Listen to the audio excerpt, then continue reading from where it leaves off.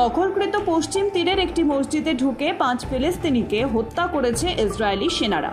বৃহস্পতিবার পশ্চিম তীরের তুলকারেমে এই বর্বরতা চালায় ইহুদিদের সেনারা। গত 2 দিনে পশ্চিম তীরে 18 জনকে হত্যা করেছে ইসরায়েলি বাহিনী।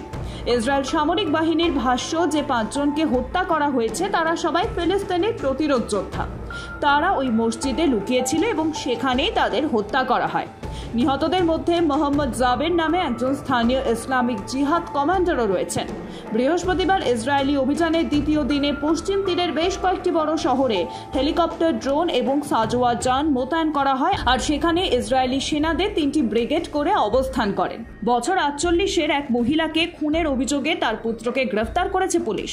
ঘটনাটি ঘটেছে গুজরাটের রাজকোটে। মৃতার নাম জ্যোতিবেন গোসাই।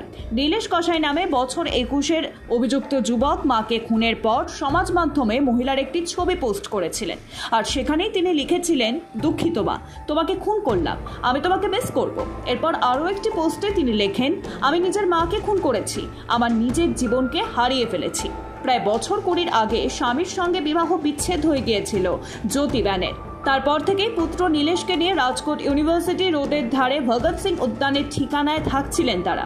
জ্যোতিবেনকে তার ছেলে খুন করার পর পুলিশকে ফোন করে জানায় প্রতিবেশী। পুলিশ সূত্রে জানা যায়, তখন পুলিশ কর্মীরাই বাড়িতে পৌঁছান। তখন মায়ের দেহের পাশে বসেছিলেন অভিযুক্ত যুবক। ধর্ষণ কাণ্ড নিয়ে যখন উত্তাল গোটা দেশ, তখনই সামনে আসছে আরও এক ধর্ষণের খবর। উত্তরপ্রদেশে এক কিশোরীকে ধর্ষণ করে খুন করা হয়, কিন্তু এই কিশোরীকে এমনভাবে খুন করা হয়েছে যা শুনলে হাড় হিম হয়ে উঠবে। কিশোরীকে ধর্ষণ করার পর তার শরীরে কেমিক্যাল ঢেলে পুড়িয়ে মারার চেষ্টা পর্যন্তও করা হয়, যার জেরে মৃতদেহ অর্ধেক পুড়েও যায়। দেহ যাতে চেনা না যায় তার জন্য নাবালিকার মাথা দেহ থেকে আলাদা করে পর্যন্ত দেওয়া হয়। অর্ধেক পুড়ে যাওয়া দেহটি ফেলে দেওয়া হয় আবর্জনা স্তূপে, আর সেই আবর্জনা স্তূপ থেকেই ওই কিশোরীর মৃতদেহ উদ্ধার করা হয়। পোশাক এবং অন্য জিনিসপত্রের সাহায্যে মেয়েটির পরিচয় জানা যায়। ইতিমধ্যেই নাবালিকা দেহটি ময়নাতদন্তের জন্য পাঠানো হয়েছে। ফরেন্সিক দল ঘটনাস্থলে পৌঁছে নমুনা সংগ্রহ করেছে। এবার কাঠগড়ায় আরও এক সিভিক ভলেন্টিয়ার।